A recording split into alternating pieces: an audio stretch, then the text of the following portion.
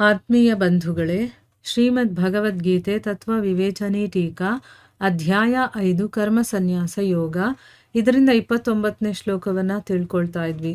ಓದ ಭಾಗದಲ್ಲಿ ನಾವು ಭಗವಂತನನ್ನ ಸರ್ವಲೋಕ ಮಹೇಶ್ವರ ಅಂತ ತಿಳ್ಕೊಳ್ಳೋದು ಅಂತಂದ್ರೆ ಅರ್ಥ ಏನು, ಮತ್ತು ಹೀಗೆ ತಿಳ್ಕೊಂಡಿರೋರಿಗೆ ಶಾಂತಿ ಹೇಗೆ ಸಿಗುತ್ತೆ ಅನ್ನೋದನ್ನ ಡೀಟೇಲ್ ಆಗಿ ಅರ್ಥ ಮಾಡ್ಕೊಂಡಿದ್ದೀವಿ. ಭಗವಂತನೇ ಎಲ್ಲ ಲೋಕಗಳಿಗೂ ಈಶ್ವರ, ಅವನೇ ಸರ್ವ ನಿಯಾಮಕ, ಅವನೇ ಸರ್ವಶಕ್ತಿವಂತ, ಸರ್ವಾಧ್ಯಕ್ಷ ಮತ್ತು ಸರ್ವೇಶ್ವರ ಅಂತ ತಿಳ್ಕೊಳ್ಳೋದಿದೆಯಲ್ಲ, ಅದನ್ನು ಸರ್ವಲೋಕ ಮಹೇಶ್ವರ ಅಂತ ಹೇಳೋದು. ಮತ್ತು ಅವನು ಭಗವಂತನ ರಹಸ್ಯ ಏನು, ಅವನ ಬಗ್ಗೆ ಸ್ವಲ್ಪ ತಿಳ್ಕೊಂಡಿರೋದು, ಭಗವಂತನ ಮಹಾನ್ ಪ್ರಭಾವ ಏನು, ಇದೆಲ್ಲ ತಿಳ್ಕೊಂಡಿರೋ ಕಾರಣದಿಂದ ಅವನು ಒಂದು ಕ್ಷಣನೂ ಕೂಡ ಭಗವಂತನನ್ನು ಮರೆಯೋದಕ್ಕೆ ಸಾಧ್ಯ ಇಲ್ಲ. ಅವನು ಯಾವಾಗಲೂ ನಿರ್ಭಯನಾಗಿರ್ತಾನೆ, ನಿಶ್ಚಿಂತೆಯಿಂದ ಅವನ ಅನನ್ಯ ಚಿಂತನೆಯನ್ನು ಮಾಡ್ತಿರ್ತಾನೆ. ಸೊ ಇದರಿಂದ ಏನಾಗುತ್ತೆ, ಅವನಿಗೆ ಕಾಮ ಕ್ರೋಧ ಅನ್ನುವಂಥ ಶತ್ರುಗಳು ಕೂಡ ಅವನ ಹತ್ರನೂ ಕೂಡ ಸುಳಿಯೋದಿಲ್ಲ. ಸೊ ಅವನ ದೃಷ್ಟಿಯಲ್ಲಿ ಭಗವಂತನಿಗಿಂತ ಹೆಚ್ಚು ಯಾರೂ ಇರೋದಿಲ್ಲ. ಅದಕ್ಕೋಸ್ಕರನೇ ಅವನ ಚಿಂತನೆಯಲ್ಲೇ ತೊಡಗಿದ್ದು ಆ ಪರಮಶಾಂತಿ ಆನಂದದ ಮಹಾನ್ ಸಮುದ್ರವಾಗಿರುವಂಥ ಭಗವಂತನ ಧ್ಯಾನದಲ್ಲೇ ಅವನು ಸದಾ ಮುಳುಗಿರ್ತಾನೆ ಅನ್ನೋದನ್ನ ತಿಳ್ಕೊಂಡ್ವಿ.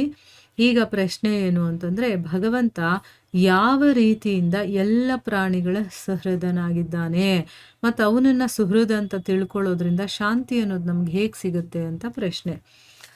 ಉತ್ತರ ಏನು ಅಂತಂದರೆ, ಇಡೀ ಜಗತ್ತಲ್ಲಿ ಭಗವಂತನಿಗೆ ಸಿಗದೇ ಇರುವಂಥದ್ದು ಮತ್ತು ಯಾರಲ್ಲೂ ಕೂಡ ಭಗವಂತನಿಗೆ ಎಲ್ಲೂ ಯಾರ ಜೊತೆಗೂ ಯಾವುದೇ ಸ್ವಾರ್ಥದ ಸಂಬಂಧ ಇದೆಯೋ ಅಂತಹ ಯಾವ ವಸ್ತುನೂ ಇಲ್ಲ.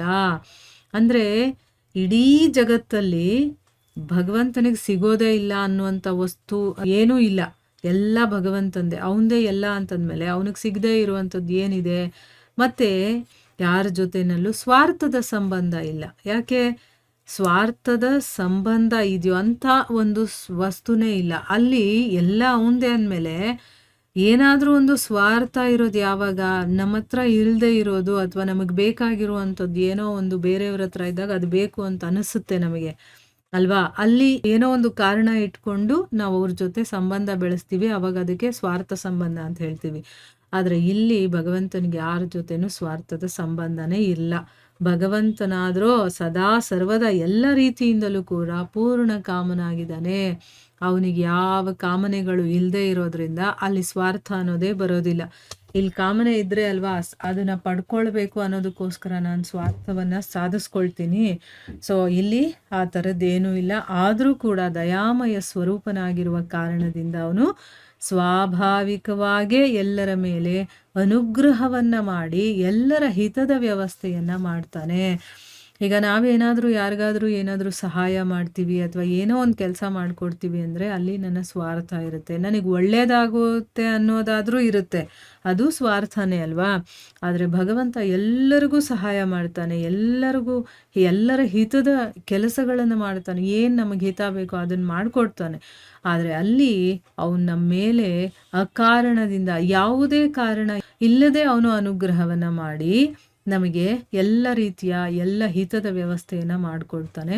ಅಷ್ಟೇ ಅಲ್ಲದೆ ಆಗಾಗ ಅವತಾರ ಮಾಡಿ ನಾನಾ ರೀತಿಯ ವಿಚಿತ್ರ ಚರಿತ್ರೆಗಳನ್ನು ಕೂಡ ಮಾಡ್ತಾನೆ. ಈಗ ಭಗವಂತನ ಅವತಾರಗಳಲ್ಲಿ ನಾವು ಕೇಳಿದ್ದೀವಿ ಮತ್ತು ನೋಡಿದ್ದೀವಿ ಕೂಡ ಅಲ್ವಾ? ಅವನು ಮಾಡುವಂಥ ಅನುಗ್ರಹ ಹೇಗಿರುತ್ತೆ ಅಂತಂದರೆ, ಅವನು ಅವತಾರ ತಗೊಂಡು ಬೇರೆ ಬೇರೆ ವಿಚಿತ್ರ ಲೀಲೆಗಳನ್ನೆಲ್ಲ ಮಾಡ್ತಾನೆ. ಮನುಷ್ಯರು ಮಾಡೋಕ್ಕಾಗದೇ ಇರುವಂಥದ್ದನ್ನೆಲ್ಲ ಮಾಡ್ತಾನೆ. ಅಂದರೆ ಏನು ಭಗವಂತ ಅಲ್ಲಿ ಸ್ವಾರ್ಥ ಅನ್ನೋದಿಲ್ಲದೆ ನಮ್ಮ ಮೇಲೆ ಕೃಪೆ ತೋರಿಸೋದಕ್ಕೋಸ್ಕರ ಅವನು ಅವತಾರ ಕೂಡ ತಗೊಂಡು ಬೇರೆ ಬೇರೆ ರೀತಿಯ ಲೀಲೆಗಳನ್ನು ಮಾಡ್ತಾನೆ. ಅದನ್ನೆಲ್ಲ ಹಾಡಿ ಹೊಗಳ್ತಾ ಜನರು ಉದ್ಧಾರವಾಗಿ ಹೋಗ್ತಾರೆ. ನೋಡಿ, ಭಗವಂತ ಲೀಲೆಗಳನ್ನು ಮಾಡೋದಕ್ಕೆ ಅವತಾರಗಳನ್ನು ತಗೊಳ್ಳೋದಕ್ಕೂ ಒಂದು ಕಾರಣ ಇದು ಆಗಿದೆ. ಏನು? ಯಾರು ಅದನ್ನು ಹಾಡಿ ಹೊಗಳ್ತಾರೋ ಅವರು ಉದ್ಧಾರ ಆಗೋದಕ್ಕೆ.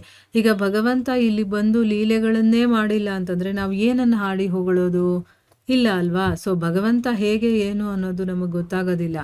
ಯಾವಾಗ ಅವನನ್ನು ನಾವು ನೋಡ್ತೀವೋ ಅವನನ್ನು ಫೀಲ್ ಮಾಡ್ತೀವೋ ಅವಾಗಲೇ ನಮಗೆ ಗೊತ್ತಾಗೋದು. ಆದರೆ ಭಗವಂತ ಯಾವ ರೀತಿ ಅನುಗ್ರಹ ಮಾಡಿದ್ದಾನೆ ಅಂದರೆ, ಭಕ್ತರಿಗೆ ನನ್ನನ್ನು ನೆನೆಸ್ಕೊಳ್ಳೋದಕ್ಕೊಂದು ದಾರಿ ಆಗಲಿ ಅಂತ ಅವನು ಇಲ್ಲಿ ಅವತಾರ ತಗೊಂಡು ನಾನಾ ರೀತಿಯ ಲೀಲೆಗಳನ್ನೆಲ್ಲ ಮಾಡ್ತಾನೆ. ಅದನ್ನು ಹಾಡಿ ಹೊಗಳ್ತಾ ಜನರು ಉದ್ಧಾರವಾಗ್ತಾರೆ. ಅವನ ಪ್ರತಿಯೊಂದು ಕ್ರಿಯೆಯಲ್ಲೂ ಕೂಡ ಜಗತ್ತಿನ ಹಿತ ಅನ್ನೋದೇ ತುಂಬಿರುತ್ತೆ. ಭಗವಂತ ಯಾರನ್ನ ಕೊಲ್ತಾನೋ, ಯಾರನ್ನ ದಂಡಿಸ್ತಾನೋ ಅವನ ಮೇಲೂ ಕೂಡ ದಯೆಯನ್ನೇ ಮಾಡ್ತಾನೆ. ಈಗ ನಾವು ಕೇಳಿರೋ ಪ್ರಕಾರ ರಾವಣ, ಕುಂಭಕರ್ಣ ಇಂಥವರೆಲ್ಲ ರಾಕ್ಷಸರು ಯಾರ್ಯಾರಿದಾರೋ ಅವರನ್ನ ಕೊಲ್ತಾನವನು. ಆದರೆ ಕೊಂದರೂ ಕೂಡ ಅವರಿಗೆ ಮುಕ್ತಿಯನ್ನ ಕೊಟ್ಟು ಉದ್ಧಾರ ಮಾಡ್ತಾನವನು. ಅಂದರೆ ಕೊಲ್ಲೋವನನ್ನ ದಂಡಿಸೋವನ ಮೇಲೆ ಕೂಡ ಅವನು ದಯೆ ಮಾಡ್ತಾನೆ. ಅವನ ಯಾವುದೇ ವಿಧಾನ ಆಗಿರ್ಬೋದು ದಯೆ ಮತ್ತು ಪ್ರೀತಿಯಿಂದ ರಹಿತವಾಗಿರೋದಿಲ್ಲ. ಅದಕ್ಕೆ ಭಗವಂತ ಎಲ್ಲ ಭೂತರ ಸಹೃದನ ಆಗಿದ್ದಾನೆ ಅಂತ ಇಲ್ಲಿ ಅರ್ಥ ಆಗುತ್ತೆ. ಅಂದರೆ ಅವನಿಗೆ ಶತ್ರುಗಳೇ ಆಗಿರ್ಬೋದು, ಮಿತ್ರರೇ ಆಗಿರ್ಬೋದು, ಭಕ್ತರೇ ಆಗಿರ್ಬೋದು, ಅಭಕ್ತರೇ ಆಗಿರ್ಬೋದು, ಅವನು ಯಾರನ್ನಾದರೂ ಕೊಲ್ತಾನ ಅವ್ರಿಗೂ ಕೂಡ ದಯೆ ತೋರಿಸ್ತಾನೆ. ಅಂದರೆ ಭಗವಂತನ ಒಂದು ವಿಧಾನದಲ್ಲಿ ದಯೆ ಮತ್ತು ಪ್ರೀತಿ ಇಲ್ಲದೆ ಏನೂ ಇರೋದಿಲ್ಲ.